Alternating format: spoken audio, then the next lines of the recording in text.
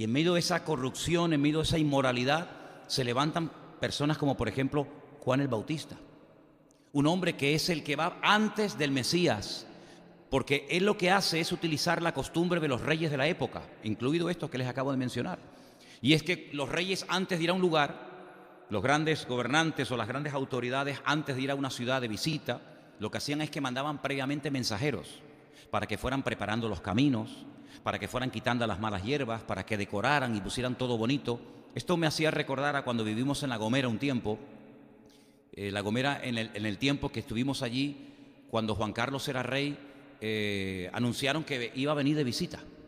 Y entonces carreteras que estaban hechas un desastre y muros que estaban medio destruidos, pues comenzaron a pintar y comenzaron a arreglar los caminos y las carreteras, y muchos decían, oye, que venga todos los días, que venga todos los días, porque viene una autoridad como el rey o el papa o lo que sea, y todo lo ponen bonito. Me acuerdo que cuando se hizo la famosa Expo de Sevilla, cogieron a montones de prostitutas y yonkis y personas de mal vivir y los mandaban a otras provincias de España para que cuando llegaran a Sevilla vieran todo limpito y todo ordenado, que no hay delincuencia, no hay drogadictos, no hay, ¿verdad?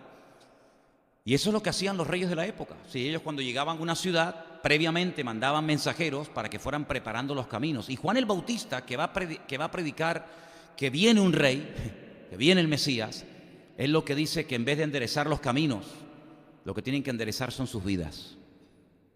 Acercaos al Señor, arrepiéntanse, porque viene detrás de mí uno del cual no soy digno de desatar la correa de su calzado, pero yo les hablo de esta manera. Yo les bautizo incluso en agua, pero cuando Él venga, Él os bautizará en Espíritu Santo y fuego. Entonces, Él es un portavoz, un mensajero previo a la venida del Mesías. Arreglad vuestras vidas en lo interno, no tanto en lo externo. Y aquí nació el Señor Jesucristo, en esta época de perversión, de corrupción. Una de las cosas que predicaba Juan el Bautista era en contra de Herodes, que le había robado la esposa a su hermano Felipe. ¿Os acordáis? Es decir, Juan el Bautista no se quedaba callado. Yo, analizando últimamente lo que el Señor Jesucristo y Juan predicaban, yo veo que eran muy antipopulares, no eran políticamente correctos, ¿no? Como se suele decir hoy en día. Sino que Juan el Bautista decía, es que tú eres un adúltero, tú le has robado la esposa a tu propio hermano y no te es lícito hacer lo que haces. Y bueno, y le costó la vida. ¿Se podía haber callado, sí o no? No, total, ¿qué más me da a mí? Yo he venido a hablar del Mesías, yo he venido a preparar el camino. ¿Para qué me tengo que meter con la autoridad de la época? Pero es que no, eran profetas, eran verdaderos hombres de Dios que decían, da igual a quien fuera, lo que tenían que decir. Fíjate cuando al Señor Jesucristo le llega la invitación del mismo rey Herodes para que vaya a visitarlo. Y le dicen, vayan y díganle a esa zorra, si no lo atiende, no le da un trato preferencial, sino que lo trata como lo que era. Terrible, un hombre perverso. Dice la Biblia que uno de los Herodes no permitía que le hicieran sombra, no permitía que nadie le quitara el puesto, hasta el punto que si tenía que mandar a asesinar a cientos o a miles de niños, lo hacía. Y él fue el que dio el edicto para que mataran a niños en la zona que él gobernaba, menores de 2 años. Yo no sé cuántos mataron, 20, 30, 40, 50, 100, no lo sé, pero lo que está bien claro es que él no tenía ningún tipo de escrúpulos. Hombre, mató a su mujer, mató a sus hijos, no va a matar a los hijos de los demás. Era terrible, era una cosa perversa, una cosa demoníaca en aquellos tiempos, ¿no? Y en este tiempo nació y ministró Juan el Bautista y el mismo Señor Jesucristo también. Pero pensando en todo esto, resulta que hoy, estos días atrás, estaba leyendo la historia de Samuel. A mí me gustan mucho los libros de Samuel. Hay 2, sabéis que está Primera de Samuel y Segunda de Samuel. Y probablemente esta semana yo comience a leer, a título personal, estos 2 libros. Y resulta que el libro comienza hablándonos de un matrimonio que una de sus esposas no puede ser madre. Dice la Biblia que es estéril. Pero ella va a un lugar que era el que en aquel momento era el punto de referencia al que iba la gente, donde estaba el tabernáculo, después de que entraron en la tierra prometida con Josué a presentar sus sacrificios. Y dice que esta mujer llegó un año, esta mujer llamada Ana, llegó un año y dice que derramó su alma delante del Señor. El sacerdote la tomó por ebria, todos conocemos la historia, ¿no? Le dijo, oye, digiere tu vino. Y dice, no, yo no estoy ebria, yo no estoy borracha. Pasa que yo soy una mujer que está derramando su alma delante del Señor, y dice la Biblia que el Señor oyó su oración y al año siguiente dio a luz. Ahora, ella vivía, fíjate, que yo pensaba, estudiando esto, que Ana vivía un montón de kilómetros lejos de donde estaba el tabernáculo. No, estaba a 15 kilómetros. Eran tan solo 15 kilómetros, vamos, es que, no sé, como de aquí un poquito más de Candelaria o algo así.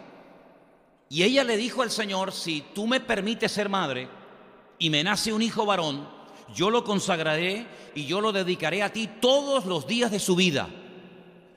Ahora, ponte tú en el lugar de ella.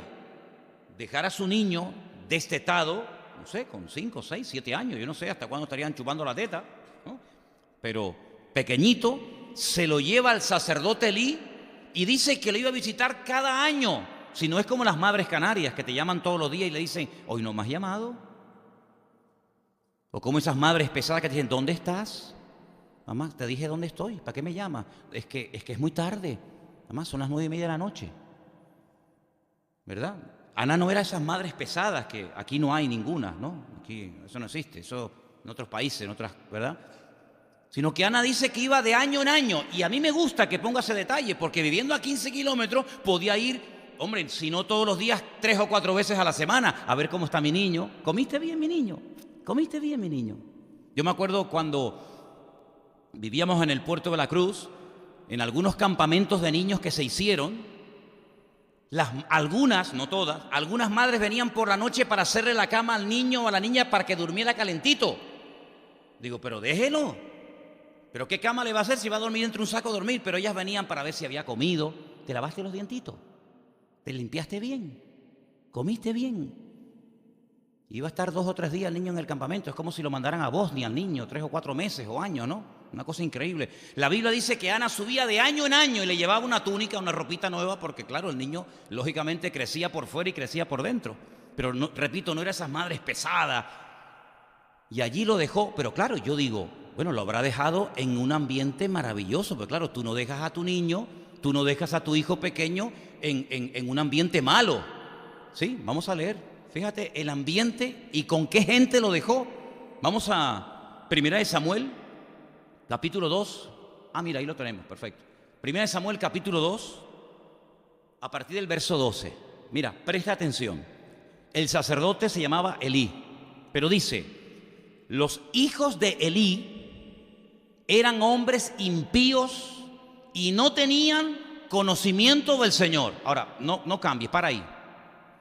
Yo leí ese texto en hebreo y resulta que me quedé sorprendido, porque cuando dice los hijos de Elí, en hebreo no dice eso. En hebreo dice Benei Belial. Benei significa hijos, pero Belial.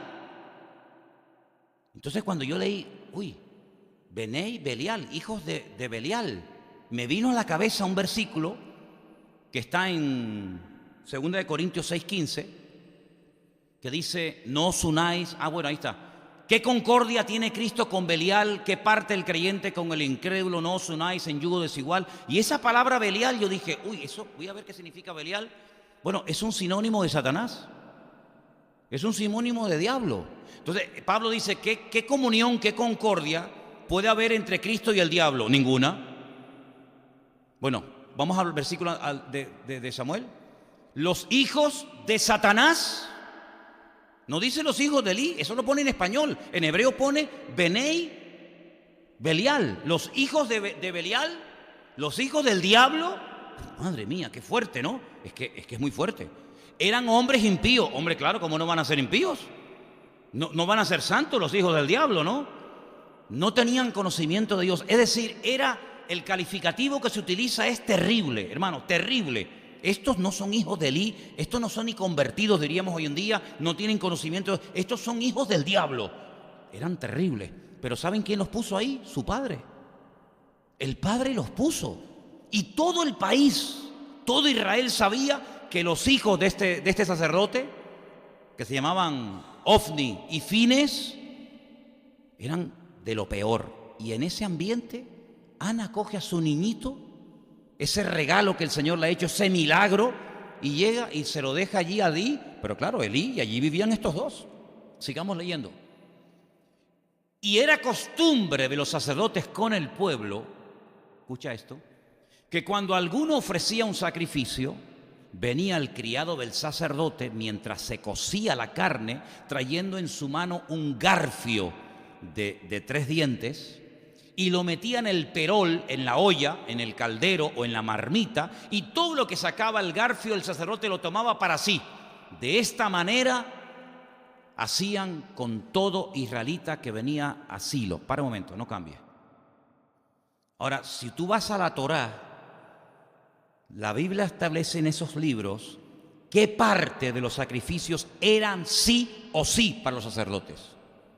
¿Vale? No es que metes un garfio de 3 dientes y arrancas con todo y todo para mí, no, sino que la Biblia decía, mira, hay ciertos, no todos, pero hay ciertos sacrificios que cuando ustedes los traen a la presencia del Señor, esta parte del animal y esta parte del animal hay que separarla para los sacerdotes, para que ellos tengan su mantenimiento natural, digamos, ¿no? Pero estos no. Estos lo que hacían es que metían el garfio y sacaban más de lo que le correspondía. Eran abusadores. Eran personas que estaban apropiándose de ofrendas que no eran para ellos. Esto era terrible. Fíjate tú el ambiente en el que se crió este niño. Seguimos leyendo. Asimismo, antes de quemar la grosura, era después. Pero dice, esto lo hacían antes, venía el criado del sacerdote y le decía al que sacrificaba, dale carne para asar al sacerdote, porque no tomará de ti carne cocida sino cruda. Y si el hombre le respondía, quemen la grosura primero, primeramente vamos a presentar el sacrificio al Señor y luego hablamos. No, él decía, quemen la grosura primero, después toma tanto como quiera. Él respondía, no, dámela ahora mismo o de otra manera yo la tomaré por la fuerza. Primero yo y luego si sobra algo lo presentas en sacrificio al Señor. Era pues muy grande delante del Señor el pecado de los jóvenes, porque los hombres menospreciaban las ofrendas del Señor. Vamos a salir hasta ahí. Bueno, y el joven Samuel ministraba en la presencia de Dios vestido de un efod de lino. Vamos a parar ahí. Fíjate, en este ambiente tú dejarías a tu hijo con estos perversos, con estos desgraciados que abusaban. ¿Qué ejemplo le van a dar al niño? ¿Qué ejemplo le van a dar a mi hijo? Es como si tú llevas a un colegio interno a tu hijo y sabes que todos los maestros, desde el director hasta el último, son unos degenerados. Yo no dejo a mis hijas allí ni loco. Pero era tanta la confianza que Ana tenía en el Señor, que ella dijo, yo le prometí al Señor que si me daba un hijo se lo entregaría a mi Señor, y si el Señor me lo dio, el Señor cuidará de mi hijo. Es decir, él no va a ser cambiado por el ambiente. El Señor lo va a cuidar y él va a cambiar en la medida de sus posibilidades el ambiente en el cual se va a criar y en el cual va a vivir durante años. ¿Qué te parece? Una confianza en el Señor tremenda. Más adelante, en ese mismo capítulo, dice que se acostaban con las mujeres que venían a ofrecer sacrificio en el tabernáculo. Pero el texto hebreo es más fuerte todavía. Elí era muy viejo, oía todo lo que sus hijos hacían con todo Israel y cómo dormían. Es que la Biblia en español es muy diplomática, muy suave. ¿Cómo dormían? Dormían. ¿Qué hay de malo que dormir en la puerta del tabernáculo? Y cómo dormían con las, ya con mujeres, ya está ahí el plural, pero bueno, dormían, no hacían nada malo, ¿no? Dormían con las mujeres que velaban a la puerta del tabernáculo de reunión. No, es que eso no dice el texto original. El texto original dice que las violaban. Las violaban en la puerta del tabernáculo de reunión. Sí, pero ¿cómo puede ser esto un sacerdote? Y este es un hombre de Dios. Una mujer que viene al tabernáculo a traer una ofrenda al Señor y la viola. Y por la mañana mete el garfio y le arranca la comida y no deja ni que la gente se acerque al Señor. Pero ¿cómo voy yo a dejar a mi hijo en semejante ambiente, con semejante gentuza? Ni loco, meto yo a mi hijo ahí que me lo van a echar a perder. Pero mira, es que esta mujer tenía tanta confianza en el Señor que ella se lo entregó al Señor. Y cuando los padres hemos puesto a nuestros hijos en las manos del Señor, el Señor no nos va a dar mal por bien, sino que el Señor va a cuidarnos mucho mejor de lo que nosotros podríamos hacerlo. ¿Cuántos dicen amén? ¿Claro? Esa superprotección de que no hable con este, que no vea la otra, que no sé qué. No, olvídate. Mira, no andes con malas compañías. ¿Y estos? ¿Estos eran buena compañía? Esto era de lo peor. Esto era terrible, terrible. Pues mira, yo le prometí al Señor algo y aunque sinceramente no es el mejor ambiente y tendría la excusa de decir, no, hasta que esto no cambie yo allí no aparezco. Hasta que estos dos no mueran o el Señor se los lleve, yo por allí no entro. Ana le dijo al Señor, yo te he prometido entregarte a mi hijo y a mi hijo te lo entrego.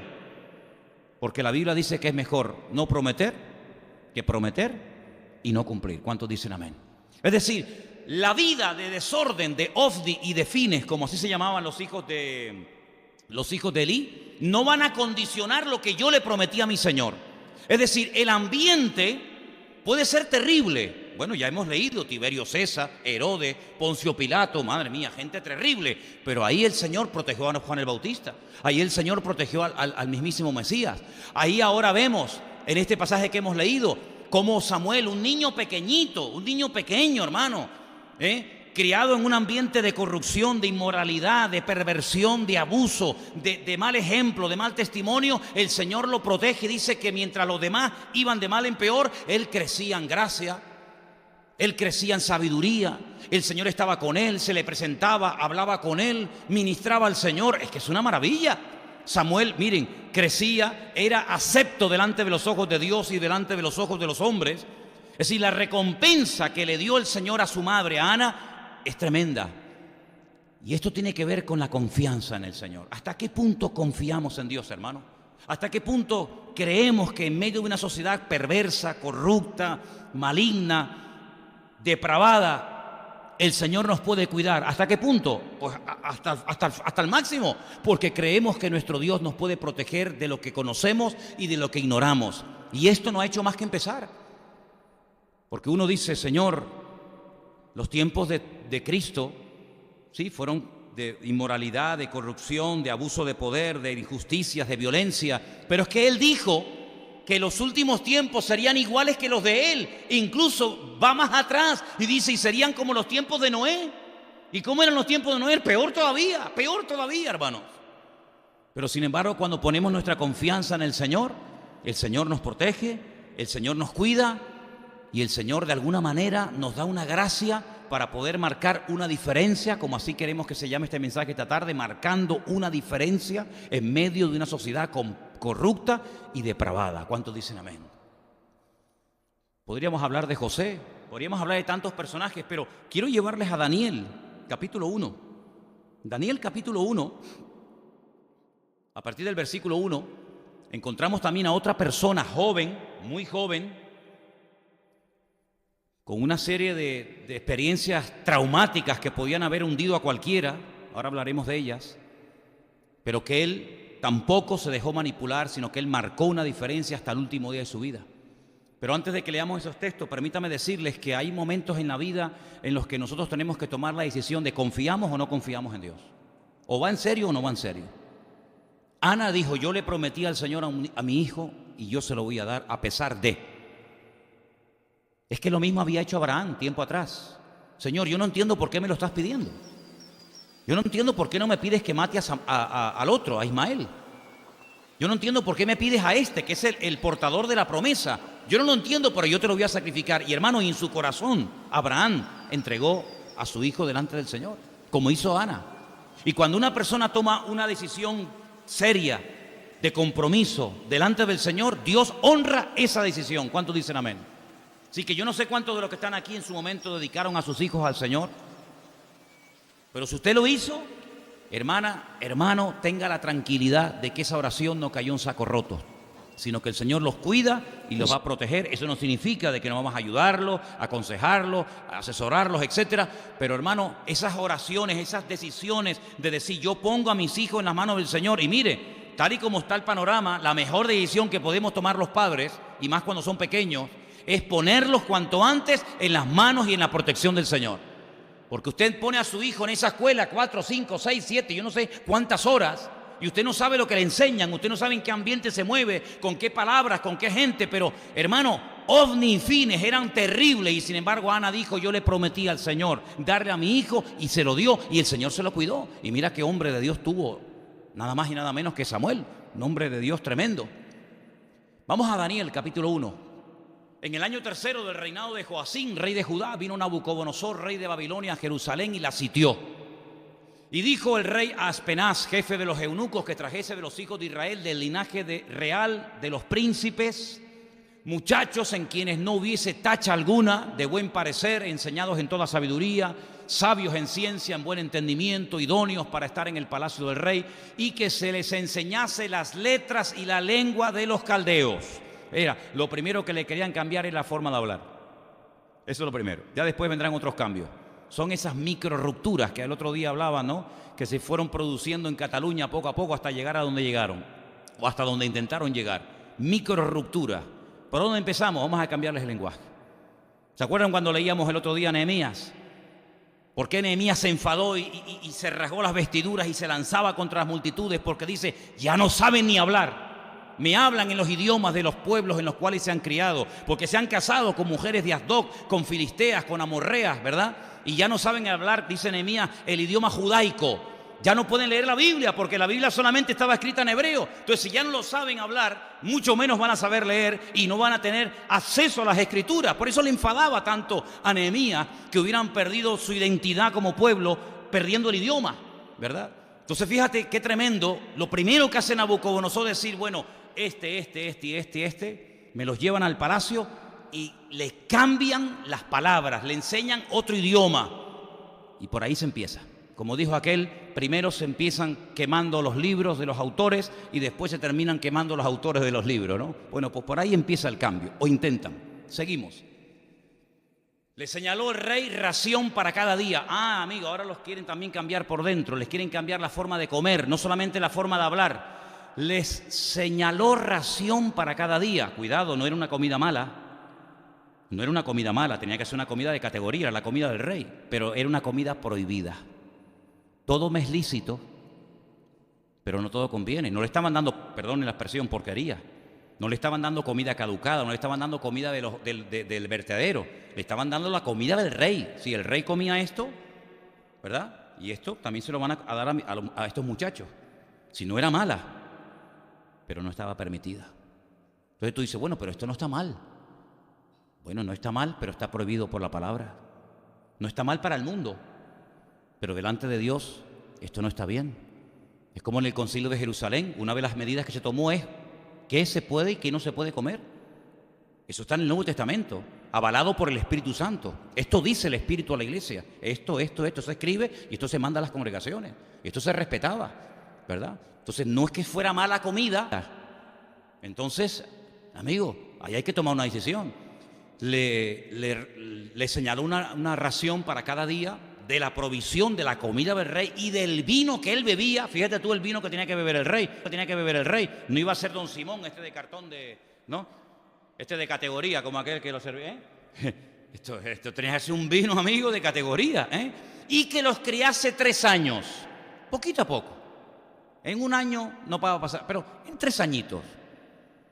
Ay, amigos, qué curioso, Jesús tuvo a sus discípulos también 3 años. Para que al fin de ellos se presentasen delante del rey. Es decir, en 3 años hay que desprogramar a estos muchachos y en 3 años ellos tienen que ser diferentes a como son ahora mismo. Vamos a darle tiempo. Vamos a dar tiempo en la comida, en la forma de hablar, tiempo en la comida, en la forma de hablar. En otro pasaje, no sé si lo leeremos ahora o no, les cambiaron el nombre, la identidad. El diablo, Belsasar. ¿Cómo? Sí. Tú, Sadrat, Mesat y Abednego. A uno desfigurado, al otro torturado. Nombres terribles. Cuando ellos tenían nombres con un significado bíblico espectacular. Azarías, Misael, ¿verdad? Entre estos estaban, fíjate, Daniel. Es muy bonito el estudio de los nombres en la Biblia. Ananías, Misael, Azarías, de los hijos de Judá. A estos el jefe de los eunucos le puso nombres. Mira, Daniel le cambió el nombre por Belsasar. ¿Te acuerdas? Benei, como vimos ahora, ¿Benei qué?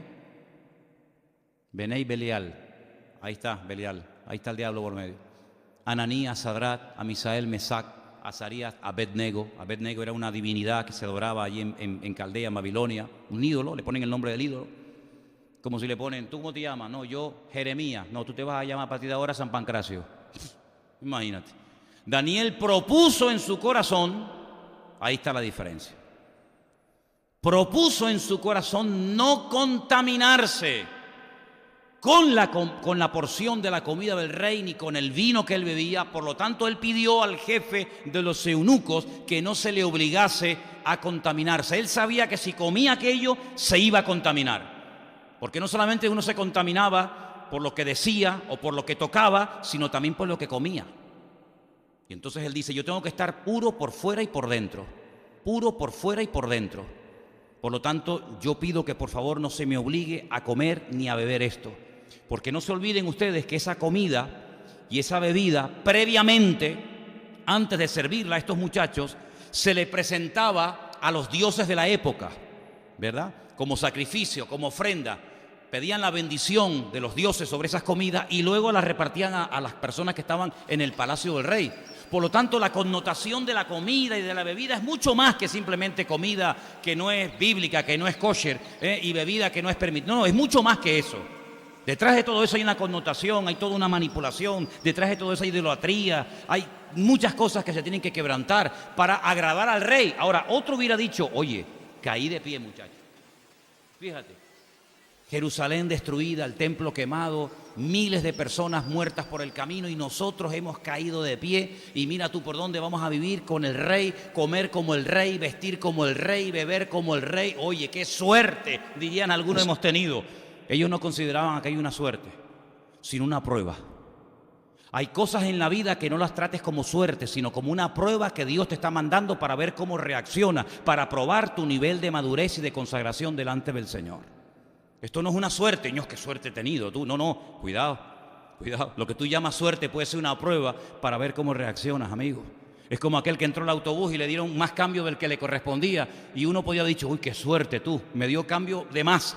No es una suerte, amigo, es una prueba que Dios te está poniendo. Y llegó y le dijo al conductor, mire, perdóneme, se equivocó, me dio de más. Y le dijo, no me equivoqué, lo hice a propósito porque el domingo le vi predicando en la iglesia y quería ver cómo usted reaccionaba.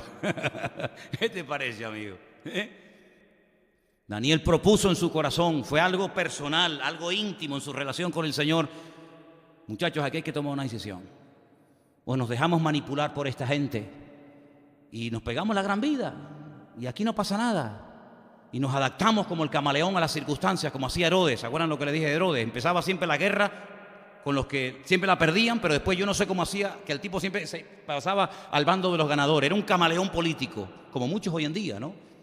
Y como en muchas instituciones religiosas, que cuando gobernaba la izquierda eran de izquierda, cuando gobernaba la derecha se iban para la derecha, cuando eran comunistas eran comunistas. Una cosa increíble. Estos no eran, como decimos en España, chaqueteros, ¿no? Se adaptan al medio ambiente. No. Estos marcan una diferencia en la comida, en la bebida, en todo, porque propusieron en su corazón no contaminarse. Y esa decisión tenemos que tomarla hoy en día nosotros, más que nunca, hermanos. ¿Cuántos dicen amén? Porque el mundo está tratando de contaminarnos.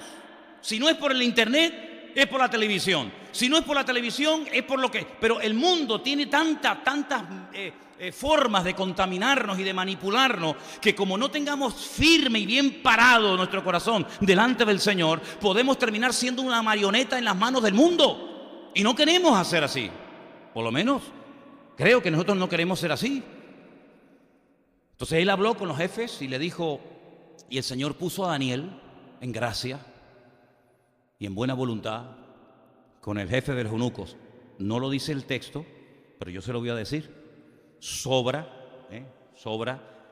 sobreentiende que a Daniel y a sus amigos los castraron, ¿vale? Los castraron. Esta gente no se pudo casar, la gente no tuvo descendencia, ellos quedaron castrados, porque para poder vivir allí tienen que estar castrados. ¿Qué te parece, amigo? Y entonces dijo el jefe de los eunucos a Daniel, yo temo a mi señor el rey, que señaló vuestra comida y vuestra bebida, pues luego que vea vuestros rostros más pálidos que los de los muchachos que son semejantes a vosotros, condenaréis para con el rey mi cabeza. Entonces Daniel le dijo a Melzar, que estaba puesto en el jefe de los eunucos, sobre Daniel, Ananías, Misael y Azarías, te ruego que hagas la prueba. Qué bonito eso, ¿eh? Haz la prueba conmigo. ¿Te atreverías a hablarle así al que te contrató? Haz la prueba conmigo. Ponme a mí 10 días a trabajar. para que veas cómo yo te rindo más que todos los parásitos que tienes ahí en la empresa. Te ruego que hagas la prueba con tus siervos 10 días y nos des legumbres a comer y agua a beber. Estos eran veganos, ¿no? Hay una que no es por ahí. Bueno, compara luego nuestros rostros con los rostros de los muchachos que comen de la ración de la comida del rey y haz después con tus siervos según como tú veas. Consintió pues con ellos en esto y probó con ellos 10 días.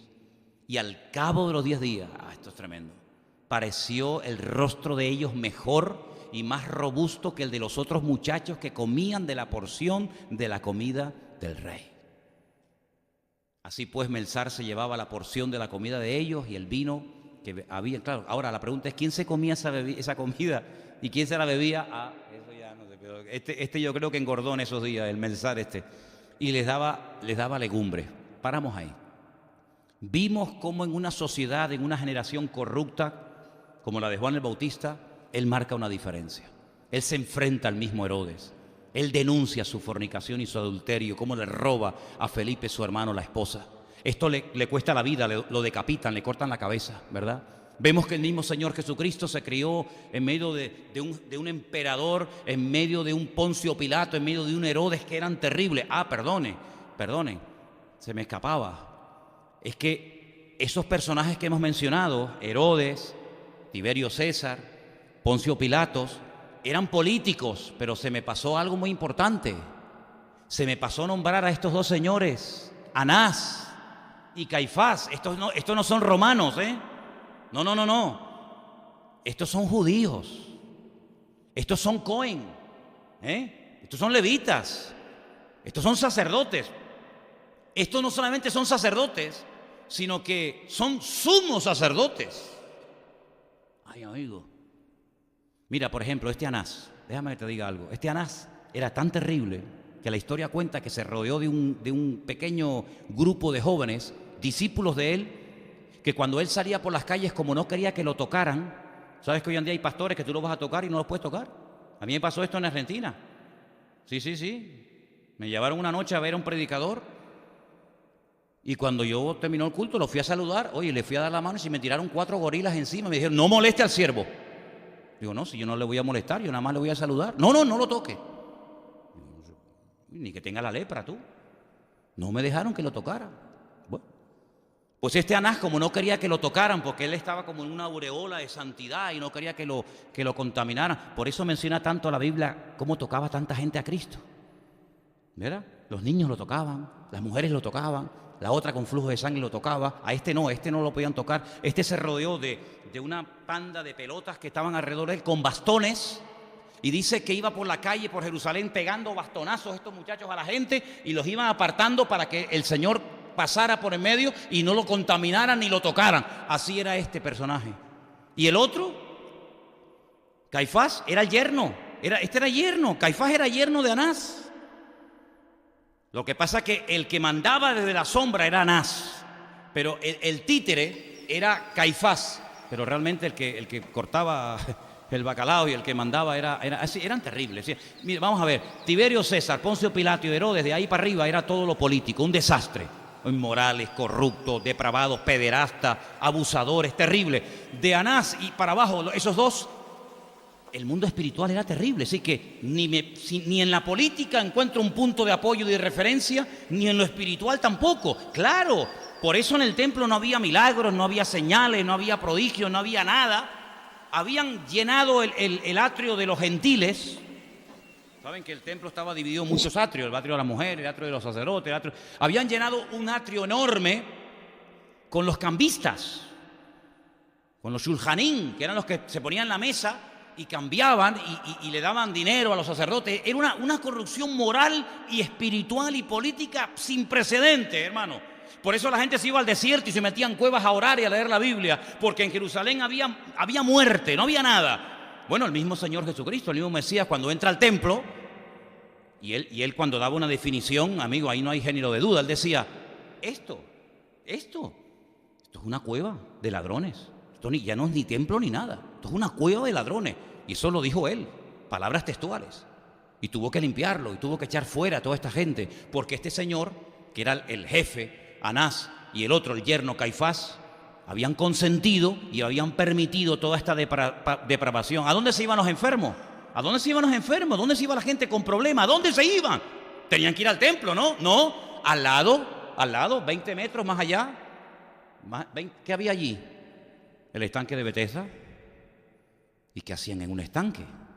Bueno, dice que esperaban el movimiento del agua porque decían que un ángel venía de tiempo en tiempo. Dice que había una multitud, Juan capítulo 5, léelo, una multitud de ciegos, cojos, mudos, paralíticos que preferían esperar en unas aguas putrefactas el movimiento del agua producido supuestamente por un ángel que ir al templo a orar porque en aquel templo era un desastre.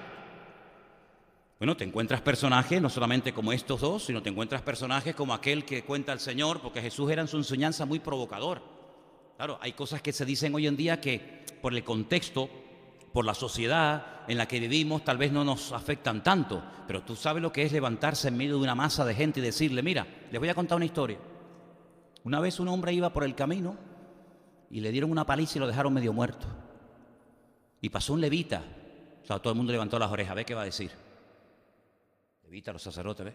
Y pasó de largo.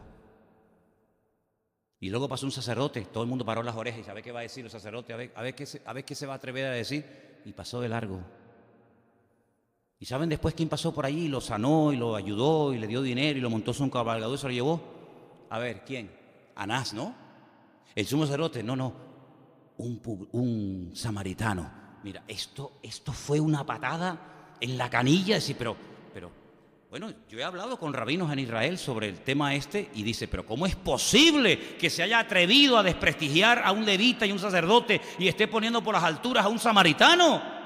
Es increíble. Bueno, y cuando cuenta aquella historia que dice que subió un fariseo a orar al templo y un publicano, claro, cuidado con lo que vas a decir de uno y de otro porque hay un abismo entre uno y otro. Este no vale nada, este es un traidor y este es un señor, este es un fariseo, este es un experto en la ley. Bueno, pues dice que oraba consigo mismo. Ya solamente con eso ya te estás poniendo a la gente en contra. ¿Cómo que oraba consigo mismo? Sí, porque estaba allí presentando su currículum, sus méritos, diciendo, yo ayuno 2 veces a la semana. No hay ningún creyente que yo conozca que ayune 2 veces a la semana. Yo no hago eso. Discúlpeme si hay algún hermano aquí que haga eso. Ayunar 2 veces a la semana significa ayunar al año más de 100 veces. 104 dijimos, ¿no?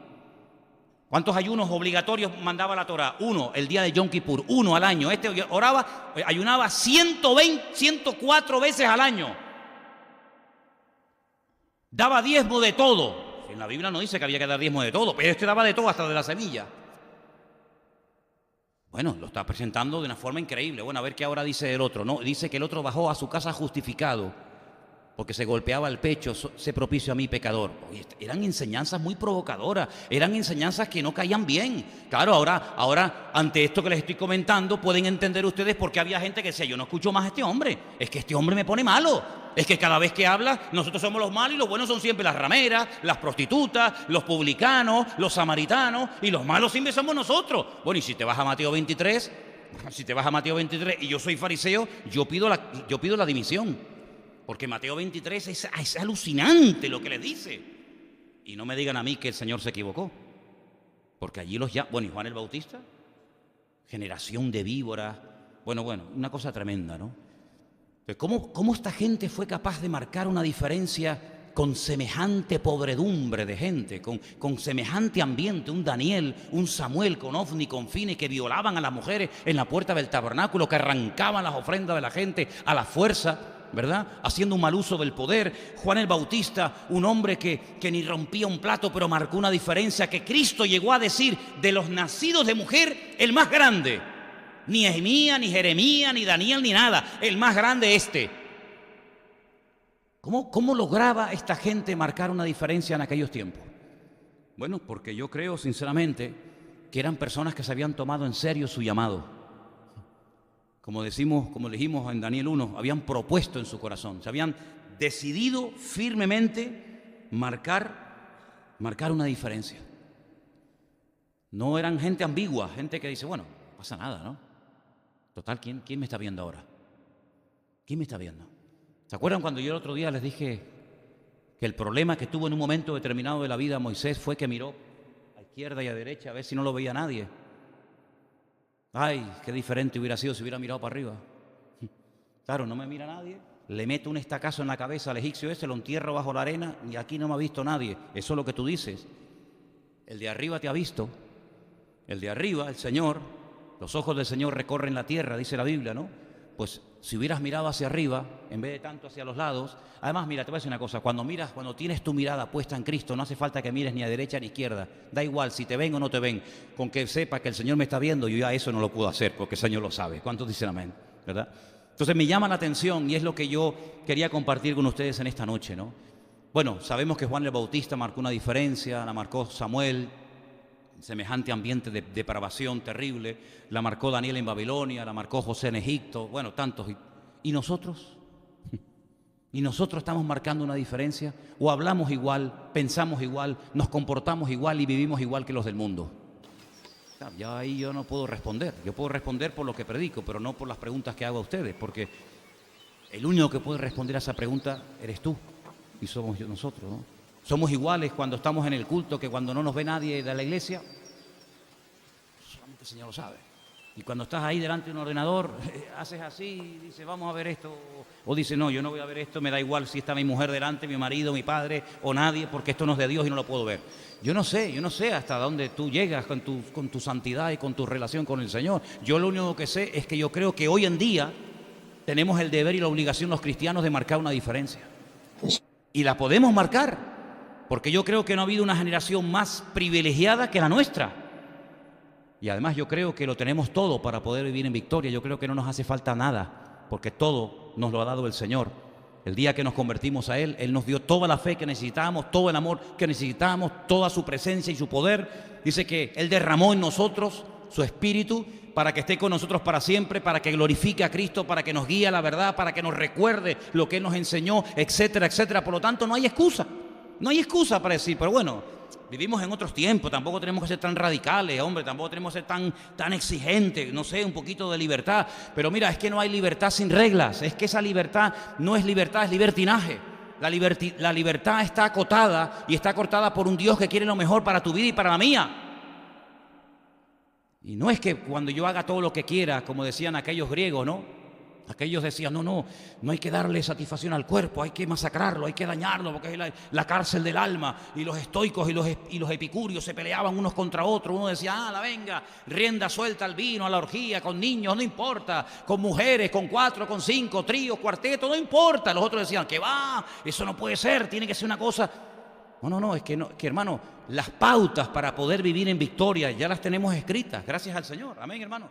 Ya están aquí las pautas, ya tenemos los límites. A mí me gustan mucho las preposiciones en la Biblia. Hay un estudio muy bonito en la Biblia del tema de las preposiciones. Cuando dice desde hasta, ¿no? Eso es buenísimo. Cuando dice, mira, tú vas a entrar en la tierra prometida y desde aquí hasta allí. Y eso es buenísimo, porque dice, bueno, ¿desde dónde? A ver, ¿de dónde empiezo? Dice, desde aquí. Vale, ¿hasta dónde? Dice, hasta allí. Ahí pisa, ahí todo esto es tuyo, yo ya te lo entregué. Pero es desde hasta, no te vayas para allá porque ahí no entra ese terreno. Eso es buenísimo, ¿verdad? Cuando vamos a la palabra y encontramos personas que dicen, es que yo no te puedo dar dinero. Hombre, yo soy un predicador famoso, yo soy el predicador más famoso del mundo en este momento. Soy nada más y nada menos que Pedro, el único hombre en la historia que caminó por encima de las aguas. Yo he hablado, yo he visto personalmente a Moisés y a Elías. Hay muchos en Israel que darían lo que fuera por poder hablar con el profeta Elías. Es que él lo vio en el monte Tabor, en la transfiguración, ¿verdad? Y yo he visto milagros y yo he visto al Mesías. Pero dice, pero yo no tengo ni plata, ni tengo oro, yo no tengo nada. Entonces él reconoce su impotencia, él reconoce sus limitaciones. Ese desde hasta, ¿no? Pero tengo otra cosa que yo creo que en este momento te va a ayudar más que si yo te ayudo con una monedita que al fin y al cabo te soluciona el problema temporal, pero mañana vas a estar otra vez aquí pidiendo. Entonces lo bueno es que no te solucionemos el problema de ahora, sino que te solucionemos el problema de por vida. Y eso es lo que quiere hacer el Señor en nuestra vida, hermano. No solamente decir, bueno, mira, vamos a orar para que tu marido ya no te pegue más. Oramos, ¿te pegó? No, ya no me pega. Pero ¿se convirtió? No. Ahora de vez en cuando me insulta, pero con amor. No, pero es que eso no es. ¿Tienes hambre? No, toma, vete al bar ahí y dile al muchacho al lado que te dé un bocadillo. Sí, pero es que mañana vas a tener que comer otra vez. O tú comes una vez al mes. Entonces el Señor lo que hace es coger vidas destrozadas y cambiarles la vida, no arreglarles el problema del momento. Cambiarles la vida. Eso es lo que nosotros tenemos que predicar y enseñar y vivir. Que yo quiero que el Señor me arregle la vida, no que me arregle el día, no que me arregle la semana, que me arregle la vida. Y el único que nos puede arreglar la vida, ¿saben quién es? El Señor Jesucristo. ¿Cuántos dicen amén? Porque el mundo está diseñado para vivir de mes en mes. En la Biblia no. En la Biblia no. En la Biblia se vive al día a día. Basta a cada día, ¿no dice eso? Basta a cada día su propio afán. En la mentalidad bíblica, la mentalidad de hace 2000 años era el día a día. Hoy comimos, hoy dormimos, mañana Dios dirá. El mundo moderno es de mes en mes. Cobro el sueldo del mes. Cobro ahora en enero. Ya en febrero ya veremos, ¿no? Poca gente tiene solucionada todo el año desde el primer día. Pero ¿saben qué? En la Biblia lo que encontramos que en el sentido espiritual lo que Dios te quiere arreglar no es ni el día, ni la semana, ni el mes. Lo que el Señor te quiere arreglar es la vida. Y cuando te arregla la vida por dentro y te la arregla por fuera, te vas a dar cuenta de que tú puedes marcar una diferencia por tu forma de hablar, que es lo que le querían cambiar a esta gente, la forma de hablar. Por la forma como actúas, por la forma como reaccionas. Y ¿sabes qué, hermano? Y termino. Ellos marcaron una diferencia en medio de una sociedad corrupta, todo en contra. Y en cierto sentido, si somos en este momento la última generación de creyentes, que yo creo que puede ser que seamos, las cosas no van a ser más fáciles. Porque hoy en día el pecado está sofisticado. Antiguamente ibas por la calle y veías un tío crucificado. Ostras, esto es una salvajada, ¿no? O veías a una piara de perros matando a un hombre a mordisco, ¿no? O lo mataban a palos. Hoy en día como que el diablo, por lo menos en nuestro contexto, nuestra cultura, nuestro continente, como que está más sofisticado, te va matando pero poco a poco. Una cosa lenta, ¿no? Como tú ves a los drogadictos, que son pellejos, y tú dices, el diablo en vez de matarlo de golpe, lo ha ido matando año tras año, ¿no? Año tras año. O el que cae en cualquier otro vicio, en cualquier otra historia, ¿no? El pecado, ya digo, está como más sofisticado. Incluso hasta ciertos pecados están legalizados. Hoy en día Tiberio César iría a la cárcel, era un pederasta. Tenía mis pececillos, como le dije, en la isla de Capri, al sur de Italia. Se dedicó durante el resto, los finales años de su vida a violar niños, a tener orgías con niños. Hoy en día iría a la cárcel, es un pederasta. Pero es que, aunque hoy en día hay ciertos y determinados pecados que ya están legalizados, otros siguen siendo igual de salvajes. Pero la palabra de Dios sigue siendo la misma. Y el Señor nos dice a ti y a mí que tenemos que ser la sal y tenemos que ser la luz del mundo. Primero empieza por la sal de la tierra y después por la luz del mundo. Oye, es interesante, ¿no? Porque no es lo mismo la tierra que el mundo. No es lo mismo donde yo vivo que donde no vivo. Pero la Biblia nos enseña que cuando nosotros somos capaces de marcar una diferencia en mi pequeño círculo, donde yo vivo, donde yo trabajo, donde yo estudio, el Señor me podrá ir ampliando como esos grandes círculos concéntricos y me podrá llevar a tener más influencia, más allá de lugares donde yo estoy o donde yo vivo. Y yo quiero que en este momento oremos al Señor. Cierra ahí tus ojos, por favor. Y quiero que le pidamos al Señor que así como estos hombres de Dios marcaron una diferencia, Juan el Bautista, Daniel, José, el mismo Señor Jesucristo, ellos marcaron una diferencia. Pidámosle al Señor en esta noche, Señor, yo también quiero marcar una diferencia. No es fácil, somos débiles, pero si oramos, diga al débil, fuerte soy. No le des lugar al enemigo. Que no te atrape el espíritu de Roma, el espíritu de Poncio Pilato, el espíritu de Babilonia. Que no te atrapen esa filosofía del mundo, esas modas, esas micro rupturas que se van produciendo en la casa, entre el papá y la mamá, entre la madre y la hija, entre los hermanos. No, vamos a cerrar las puertas, hermano, vamos a cerrar las filas en torno al Señor. Y vamos a pedirle a Él que nos guarde, que nos proteja. Permítame recordarles, hermanos, que cuando Noé construía el arca, una de las cosas que le dijo el Señor a Noé es que le pusiera brea, es decir, ese líquido, esa pasta que iba a impedir que el agua entrara por las rendijas. Y a veces hemos dejado rendijas, pequeñas rendijas abiertas por donde entran cosas que pueden terminar hundiendo nuestra vida. Hermano, cuando el agua está fuera del barco, no pasa nada. El problema es cuando el agua entra dentro del barco. Así que vamos a cerrar puertas en el nombre del Señor Jesús, para que no entre el enemigo ni el mundo por ninguna parte de nuestra vida. Soberano Dios del cielo y de la tierra, a ti clamamos, a ti venimos en esta tarde en oración, completamente humillados y postrados ante tu altar, a pedirte, Señor, de tu gracia, de tu fortaleza, para poder vivir en victoria en esta generación perversa y maligna en la cual nos ha tocado vivir, Señor. Para que podamos marcar una diferencia, Dios mío, a pesar de las presiones sociales y espirituales, que podamos, Señor, ser diferentes. Ayúdanos, Dios del cielo, como jóvenes, como familias, como matrimonios, a decirle al mundo: mirad cómo vivimos, mirad cómo nos comportamos, porque el Señor está con nosotros. No es que seamos mejores que vosotros, no. Pero es que tenemos al Dios vivo con nosotros. Y por eso podemos hablar y vivir y pensar de una forma diferente. Aleluya. Nos rendimos a ti, Señor. Nos rendimos a ti. Soberano Dios del cielo y de la tierra. Recibe la gloria. Santo, santo eres tú, Señor. Aleluya.